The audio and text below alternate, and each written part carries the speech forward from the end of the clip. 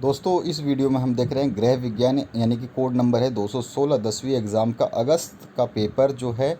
तो चलिए स्टार्ट करते हैं इसके सॉल्यूशन को और देख लेते हैं इसमें किस टाइप के क्वेश्चंस आए थे और उसके क्या आंसर होंगे। जिन स्टूडेंट्स ने इसके एग्ज़ाम दिए हैं वो अपने आंसर्स को मैच करके भी अपने नंबर्स को जोड़ सकते हैं कि उनके नंबर कितने आने वाले हैं। तो सबसे पहला क्वेश्चन है, निम्नलिखित में से स्वरोजगार है, तो दुकानदार जो है ये स्वरोजगार में आता है। ठीक है। उसके बाद में दूसरा जो क्वेश्चन है, भोजन पकाने की सर्वोत्तम विधि जो है वो भाप से पकाना है, जिसमें सारे के सारे न्यूट्रिएंट्स जो हैं रह जाते हैं। सात सी जो ऑप्शन है यानी कि सी क्वेश्चन है, स क्वेश्चन है, प्राकृतिक तंतु है, तो कपास जो है ये प्राकृतिक तंतुओं में आता है। इसके बाद में आते हैं, कुत्ते के काटने से होने वाला रोग है, सभी को पता है रेबीज नामक रोग जो है कुत्ते के काटने से होता है। इसके बाद में ई क्वेश्चन जो पूछा गया, परिवार जो माता पिता व उनकी अविवाहित संतान से मिलकर बनता है तो वो होता है एकांकी परिवार। ठीक है। अब आते हैं नेक्स्ट क्वेश्चन पे, जिसको न्यूक्लियर फैमिली भी बोलते हैं इंग्लिश में। तो यही जो क्वेश्चन है इनके सभी के आंसर्स इंग्लिश मीडियम के लिए भी दे रखा है, जिसमें शॉपकीपर पहले आ जाएगा, दूसरे क्वेश्चन में स्टीमिंग आ जाएगा, तीसरे क्वेश्चन का आंसर जो हो जाएगा कॉटन हो जाएगा, चौथे क्वेश्चन का आंसर जो रेबीज हो जाएगा, और पाँचवें क्वेश्चन में न्यूक्लियर फैमिली आ जाएगी। इसके आगे बढ़ते हैं नेक्स्ट क्वेश्चन की तरफ, जिसमें आपके ब्लैंक स्पेस भरने थे। तो पहला जो क्वेश्चन है, दालें खालिस्तान का प्रमुख स्रोत हैं, तो इसके हैं प्रोटीन और फाइबर के। और नील का उपयोग सफ़ेद सूती कपड़ों या वस्त्रों पर किया जाता है। और किशोरावस्था की आयु जो है, दोनों सही हैं, आपने अगर दोनों में से कोई भी लिखा है तो आप सही हैं। 10 से 19 वर्ष भी होती है और 11 से 18 वर्ष भी होती है, दोनों ही बिल्कुल सही हैं।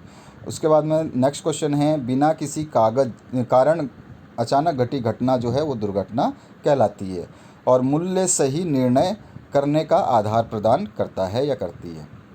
इसी को इंग्लिश में यहाँ पे लिख दिया है, उसके blank space protein and fibre, यहाँ पे वाइट आ जाएगा, यहाँ पे 10 to 19 और 11 to 18, और यहाँ पे आ जाएगा एक्सीडेंट, और यहाँ पे आ जाएगा डिसीजन। ठीक है।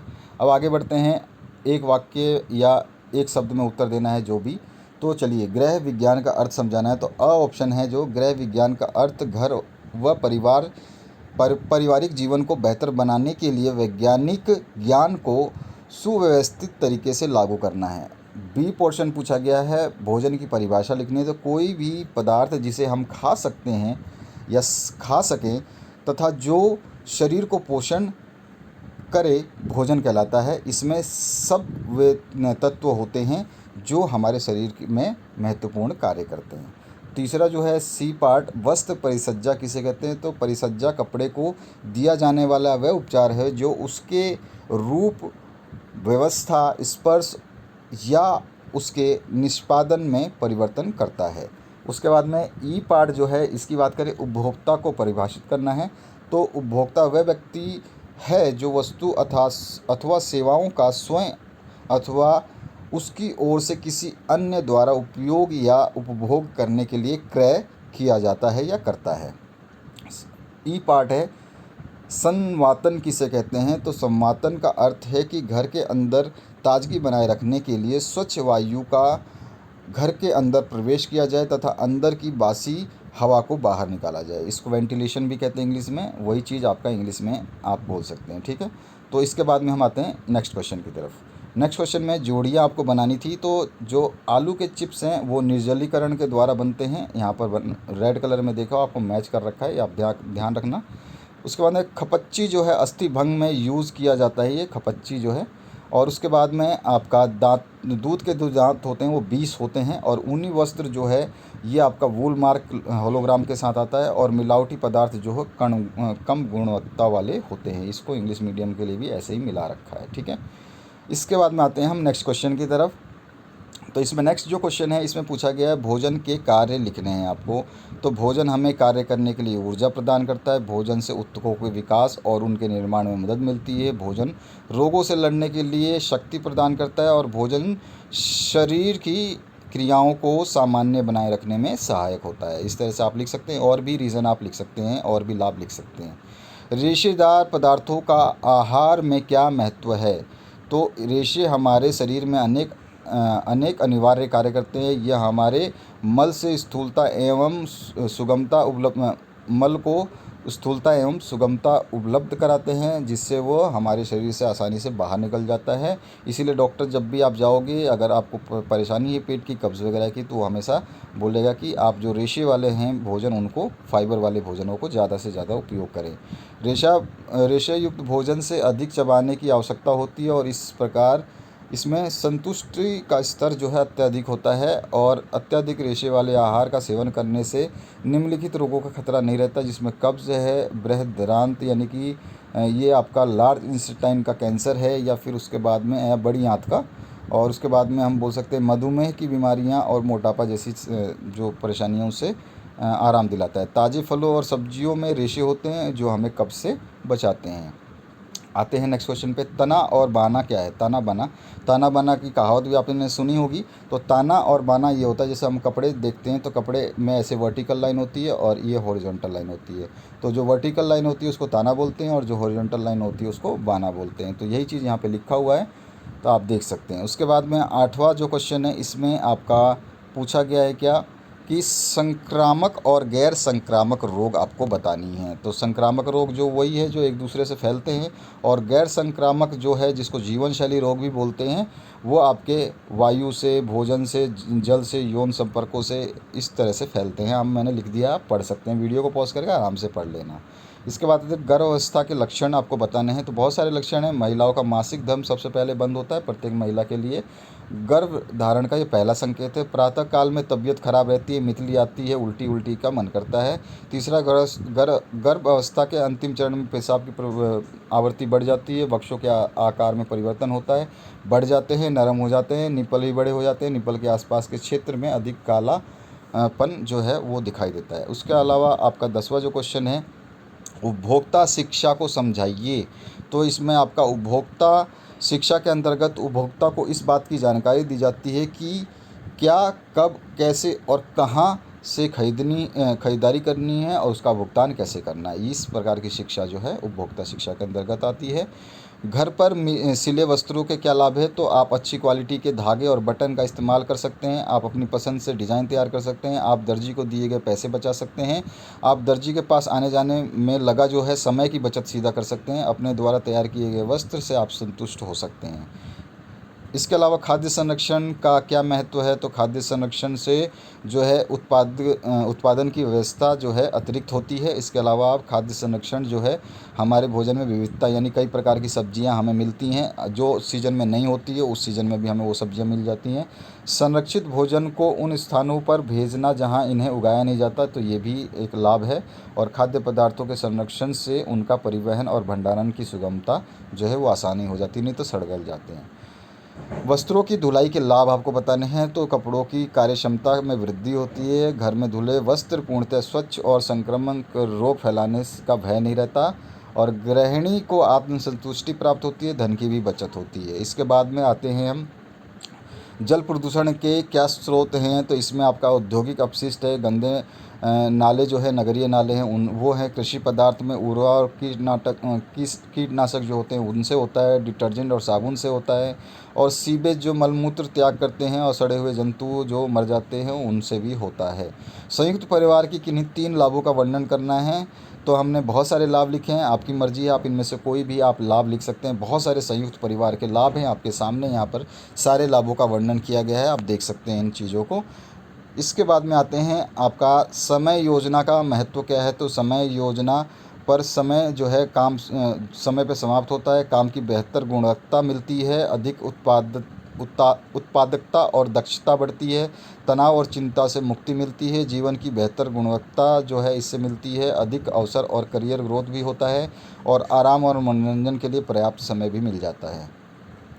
ऊर्जा बचाने के क्या तरीके हैं? तो ऊर्जा बचाने के बहुत सारे तरीके हैं। जब उपयोग ना हो तो बल्ब बुझा दें। ट्यूबलाइट, बल्बों और अन्य उपकरणों पर जमी धूल को नियमित साफ़ करें। हमेशा ISI मुहर वाले बिजली उपकरणों और साधनों का उपयोग करें। अपनी ट्यूबलाइट और बल्बों को ऐसी जगह लगाएं जहां प्रकाश आने में दिक्कत ना हो, जहां से। और उसके बाद में ऊर्जा बचाने के लिए LED बल्बों का प्रयोग करें। सूर्य के प्रकाश का सही उपयोग हेतु जहां तक संभव हो खिड़कियां, दरवाज़ा खुला रखें। दिन के समय अधिक से अधिक सौर ऊर्जा का उपयोग करें। आवश्यकता ना होने पर विद्युत के उपकरणों को बंद रखें। जिससे काफ़ी मतलब बचत हो सकती है। बहुत सारे रीज़न्स हैं, आपको जो अच्छा लगे वो लिख सकते हैं। उपभोक्ता के की किन्हीं 3 समस्याओं का वर्णन आपको करना है। तो इसमें आपके कोई भी 3 समस्या लिखनी है। मैंने यहाँ पे आपको 3 समस्या अपने हिसाब से लिख दी है, आप चाहे तो कोई भी लिख सकते हैं। कम स्तर की खराब गुणवत्ता वाली वस्तु, मेन 3 मैंने प्रमुख कारण लिखे हैं, जिसमें आपका एक खराब गुणवत्ता वाली वस्तु है जो उसकी समस्या है, मिलावट भी उपभोक्ता की समस्या है, और अधिक कीमतें भी उपभोक्ता की समस्या है। इसके बारे में थोड़ा थोड़ा आपको लिख देना है। इसके बाद में आते हैं हम नेक्स्ट क्वेश्चन की तरफ। भोजन हम भोजन क्यों पकाते हैं, ये आपको बताना है। तो हम भोजन क्यों पकाते हैं, तो भोजन पकाने के निम्नलिखित कारण हैं। तो इसमें आपके कारण एक हो जाएगा, पकाने से भोजन जो है सुपाच्य हो जाता है, और पकाने से भोजन के रूप, टेक्सचर, रंग, स्वाद, गंध, आकर्षण में वृद्धि हो जाती है, और तीसरा जो है, पकाने से भोजन लंबे समय तक खाने योग्य बना रहता है। ठीक है, ये 3 मैंने अपने हिसाब से लिख दिए हैं, आप इनमें से भी चेंजेस कर सकते हैं। इसके अलावा आते हैं घर के कार्य लिखने हैं। तो घर के कार्य तो आपको बहुत सारे हैं, आपको समझना है कि घर के कार्य क्या होते हैं। तो यहाँ पर पहले तो डेफिनेशन बता दीजिए, घर के कार्य में क्या क्या चीज़ें महत्वपूर्ण हैं, और उनके बिंदुओं को समझाया है मैंने। जिसमें रक्षात्मक कार्य है घर का, सुरक्षा प्रदान करता है, मौसम से बचाता है, आश्रय प्रदान करता है, जानवरों, डकैती और दुश्मनों से बचाता है। आर्थिक में किस तरह मदद करता है, तो पैसे के मामले में मूल्य बचत करता है, सामाजिक आर्थिक स्थितियों को बढ़ाता है, समाज में गौरव को और प्रतिष्ठा को देता है, और कुछ आय सृजन गतिविधि के लिए इस्तेमाल किया जाता है। ठीक है, इसके अलावा शिक्षाप्रद होता है, सामाजिक और धार्मिक रूप से भी ये महत्वपूर्ण है। तो इस तरह से ये आप सारे के सारे चरण लिख सकते हैं। 21वां जो क्वेश्चन है, स्वास्थ्य को प्रभावित करने वाले किन्हीं 4 कारकों का वर्णन करना है। तो यहाँ पर स्वास्थ्य को प्रभावित करने वाले बहुत सारे कारक हैं, जिसमें से हमने लिखे हैं यहाँ पर। संतुलित आहार है, व्यक्तिगत स्वच्छता है, ये भी आपका जो है स्वास्थ्य को प्रभावित करता है। इसके अलावा अगर मैं बात करूँ, इसके भी आप थोड़े से जो व्यक्तिगत स्वच्छता है, इसमें नियमित रूप से शौच की आदत, भोजन से पूर्व हाथ धोना, नियमित रूप से स्नान करना, दांतों की सफाई करना, ये सभी चीज़ें इसमें भी आती हैं। उसके अलावा बालों को धोना, आँखों को धोना, कानों और नाखूनों को साफ़ रखना, ये भी इसमें शामिल है। इसके बाद में और भी पॉइंट्स हैं जिनको हम लिख सकते हैं, जिसमें घरेलू स्वच्छता आता है, भोजन की स्वच्छता आता है, व्यायाम आता है, नियमित नींद और आराम आता है।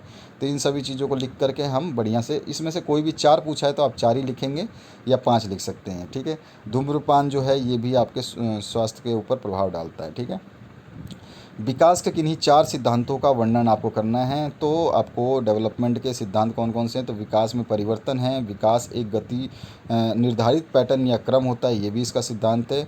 और इस विकास के सिद्धांत में और भी सब पार्ट है, जिसमें सिर से आरंभ होता है और नीचे की ओर विकास होता है, केंद्र से बाहर की ओर विकास होता है, और सामान्य से विशिष्टता की ओर विकास प्रक्रिया होती है, और विकास का सहसंबंधित होता है। ठीक है, इसके अलावा और भी पॉइंट है, विकास पूर्वानुमेय है, और उसके अलावा विकास शरीर के विभिन्न अंगों के लिए विभिन्न दरों पर भी होता है, और उसके अलावा और भी आप लिख सकते हैं कि विकास क्रमागत भी होता है। ठीक है, तो ये सारे पॉइंट्स आपके लिए इम्पोर्टेंट है। इसके बाद में आते हैं बचत के लाभों का वर्णन करना है। तो ये आपका बचत का जो लाभ है, ये सेवानिवृत्ति पर आर्थिक सुरक्षा मिलती है, यानी कि कोई रिटायरमेंट हो जाता है तो अगर बचत किया है तो उसको काफ़ी आर्थिक सहायता मिलती है। शारीरिक असमर्थता के कारण व्यापार में घाटा या नौकरी छूटने पर आर्थिक सुरक्षा प्रदान होती है अगर बचत करते हैं तो। इसके अलावा और भी हम लिख सकते हैं इसमें पॉइंट, जैसे भविष्य की आवश्यकताओं की पूर्ति के लिए बचत बहुत ही लाभकारी है। ठीक है, जैसे कि अगर मकान बनाना है, शादी करना है, या फिर निजी व्यवसाय करना है तो उसके लिए बचत लाभकारी है। परिवार के मुखिया की अकस्मात मृत्यु हो जाए तो उस पर भी बचत बहुत ही उपयोगी है। और अचानक आने वाली कोई खर्च है, जैसे कोई एक्सीडेंट हो जाए, कोई बीमार हो जाए, कोई अचानक पैसे की कमी आ जाए और आपको आवश्यकता पड़े, तो धन की बचत उस समय श्रेष्ठ जो है लाभ देता है। छठा जो है, बचत करने से अनावश्यक खर्चों पर प्रतिबंध भी लगता है, क्योंकि हम बचत करते हैं तो सोचते हैं कि हम पैसे बचा लें ताकि ये समय पे हमारे काम आए, और जो एक्स्ट्रा जो हम खर्चे करते हैं उनसे भी निजात मिल जाता है। सातवां है, बचत से मितव्ययता की आदत पड़ जाती है, जिससे हम आय से अधिक खर्च नहीं कर पाते हैं। और उसके अलावा समाज में प्रतिष्ठा बनाने के लिए, जब आपके पास पैसा होगा तो समाज में आपकी वैल्यू भी बचत से बढ़ती है, और मानसिक संतुष्टि भी मिलती है कि हाँ मेरे पास पैसे हैं, कोई टेंशन लेने की बात नहीं है। उसके अलावा राष्ट्रीय योजनाओं में भी ये जो है सहायक होता है, जैसे कि आप बैंकों में या कहीं भी पोस्ट ऑफिस वगैरह में जो पैसे लगाते हैं, उसी का एक हिस्सा जो है वो सरकार विभिन्न योजनाओं को संचालन करने में निवेश करती है। आपका ही पैसा लगता है गवर्नमेंट के थ्रू, केवल आपको समझने की बात है कि ये पैसा गवर्नमेंट के पास आता कहाँ है, तो सारा पैसा घूमता है, गवर्नमेंट के पास जाता है, गवर्नमेंट से आपके पास आता है, आपका पैसा फिर गवर्नमेंट के पास जाता है, फिर घूम के आता है। यानी कि अर्थव्यवस्था के अंदर पैसा हमेशा रोटेट होता है, ये जनरेट नहीं होता है। अगर जनरेट होता तो हर कोई अपने लिए पैसे छापता, यानी कि हर गवर्नमेंट, हर देश की गवर्नमेंट छापती और बांट देती, पर ऐसा नहीं है। वहीं पर जीडीपी आपकी कम हो जाएगी, जितने पैसे छापे जाएंगे उतनी ही जीडीपी जो ग्रोथ है वो कम होती जाती है। तो ये था पूरा क्वेश्चन पेपर का सोल्यूशन। तो आशा करता हूँ इस वीडियो से आपको काफ़ी हेल्प मिली होगी, अपने सॉल्यूशंस को मैच कर सकते हैं। और आगे की वीडियोस देखने के लिए, अधिक सॉल्यूशंस देखने के लिए इसी वीडियो के डिस्क्रिप्शन बॉक्स में जो प्लेलिस्ट दे रखी है वहाँ पर आप जा करके विजिट कर सकते हैं। उसमें सारी प्लेलिस्ट में आपको सॉल्यूशंस मिल जाएंगे, या चैनल के डायरेक्ट नाम पर आप क्लिक करके भी देख सकते हैं सारे सॉल्यूशंस को। Thank you very much for watching this video.